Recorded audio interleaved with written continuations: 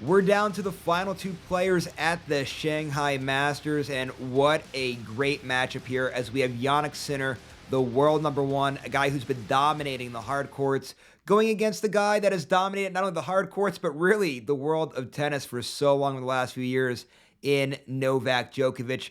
You can't ask for a better final here. And when looking at this one, I guess we'll start here with Novak Djokovic, because you guys obviously know the storylines here.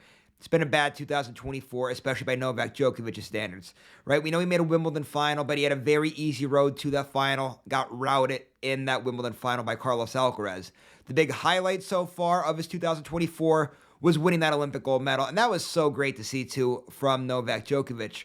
Outside of that, we've kind of been waiting for Djokovic to kind of come out here and do something here in 2024. Again, Olympic gold medal was the great showing, but what else did he do besides getting routed in a Wimbledon final? Well, now here he is in an ATP 1000 event in a final. So let's see, can Djokovic kind of turn the clocks back, remind everybody that he's still Novak Djokovic, and maybe build on some momentum here for 2025, right? Obviously, we had the knee injury. That's healing up. It's going to get stronger and stronger. Let's see what Djokovic does here. This is a big opportunity for him, but it's going to be a very difficult one because Jannik Sinner, guys, he's been so good this year, especially on the hard courts.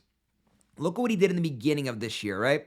Wins the Australian Open, and then also won a few tournaments along the way. He looked very good in the Indian Wells tournament. He won the Miami tournament. Really played great on the hard courts. Now, obviously, that middle part of the year, he had a few good showings in there, right? The French Open was a good showing. Wimbledon, you might want to see a little bit more out of him, but he was still right there. But obviously, Carlos Alcaraz really took the headlines in that middle part of the year by winning the French Open and by winning Wimbledon. But then we got to the second part of the hard court season. Jannik Sinner winning at Cincinnati, winning the U.S. Open. Now here we are at Shanghai. He's in another final. He's just so good on these hard courts. He plays a very solid game, steady everywhere that it goes, uses that long wingspan to the best way possible. It's going to be very tough for Novak Djokovic to do it. Now, if anybody could beat Jannik Sinner when he's on top of his game, it's Novak Djokovic. Let's see what Djokovic does here. Now, this win over Taylor Fritz for Djokovic in the semifinals was a big one because up to this point in the year, that Olympic final win over Carlos Alcaraz was Novak Djokovic's only win this year against somebody in the top 10. Now he does it here by beating Taylor Fritz. So a lot of momentum on the side of Novak Djokovic. Let's see if he can capitalize on it.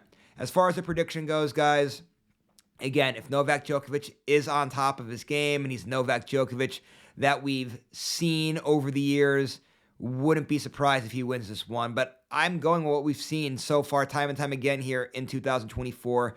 Jannik Sinner dominating the hard court seasons. I'm going with Jannik Sinner to get the win in the Shanghai Masters final here. But nonetheless, there's a lot of parity here. I expect it to be a good final. I can't wait to see how it's all going to play itself out in Shanghai.